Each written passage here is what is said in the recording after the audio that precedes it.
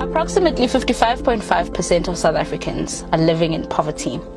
The youth unemployment rate is sitting at 44.3%. Towards the end of 2023, the police minister, Begicele, reported that South Africa recorded 10,516 rapes, 1,514 cases of attempted murder, and 14,401 assaults against female victims between July and September. None of this is normal.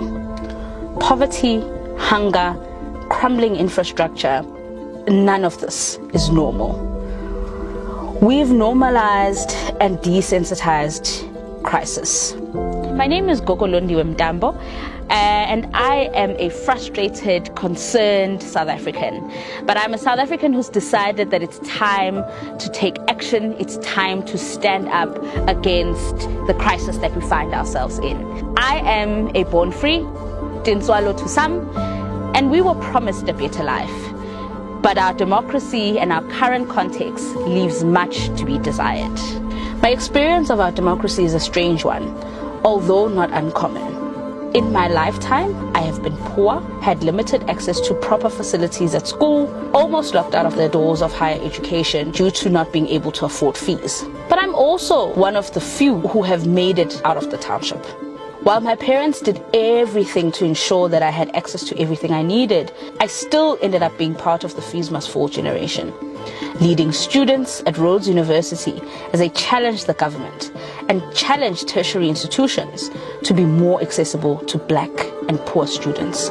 I've always been surrounded by politics. I've always found a space to engage around politics and to debate and contest different ideas. Largely because my parents are proud members of the labor movement in South Africa and have always made sure that there was political debate and political engagement in our home.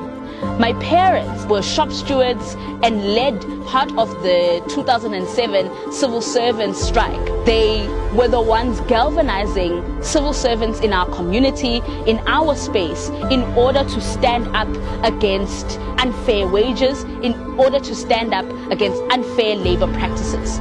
And so that's the space that I come from. And because of that kind of background, I've always questioned the way that our society is structured. I've always questioned that for some of us, some of us are just poor, and that's that. For some of us, we never get to go to universities, and that's that. For some of us, we're just unsafe in the communities that we live in the spaces that we occupy, and that's that. And for some of us, we live in the South Africa that was promised in 1994, and for some, we just live in the South Africa that is outside of the promise that was given. And so I am an activist, not by choice, but because I'm compelled by circumstance. I'm compelled by my living conditions and by the living conditions of the people who surround me. Over the last 5 years, I've talked to hundreds of communities who simply want a functioning state, a government that is able to problem solve. Without any intervention from its people, South Africa will continue on a downward spiral, will continue to go further and deeper into crisis. We have nowhere to go.